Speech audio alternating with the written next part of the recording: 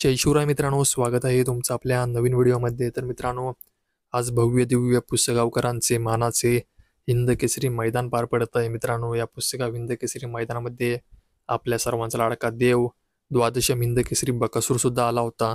मित्रांनो, बकासूर आणि पाखऱ्या गट क्रमांक 110 मध्ये तास क्रमांक 5 मधून पाहिले.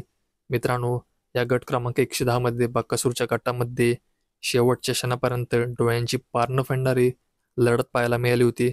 मात्र त्या लढतीमध्ये आपल्या सर्वांच्या लाडक्या बकासूरचा आणि शेवयाबांचा पाखऱ्याचा पराभव झाला आहे. तर मित्रांनो, या गट क्रमांक 110 मधून फुरसुंगीकरांचा प्रभू आणि लोणंदकरांचा पक्षा यांची गाडी विजयी झाली आहे. तर मित्रांनो, या गट क्रमांक 110 मध्ये बकासूर आणि पाखऱ्याच्या सुट्टीला थोडीशी गडबड झाली होती, तरी सुद्धा गाडीने खूप जबरदस्तरित्या लढत दिली होती. पण मित्रांनो, आज पाखऱ्या आणि बकासूरचा दिवस नव्हता असेच म्हणायला लागेल. कारण मित्रांनो, नशिबाने थोडीशी बकासूर आणि पाखऱ्याला आज जर साथ दिली असती तर मित्रांनो, निकाल काही वेगळा पाहायला मिळाला असता. कारण मित्रांनो, पाखऱ्या देखील टॉपचाच नंदी आहे. आताच वडकी हिंद केसरी मैदानामध्ये प्रथम क्रमांक केला होता, त्यामुळे बकासूर आणि पाखऱ्या ही टॉप जोडीच पळत होती.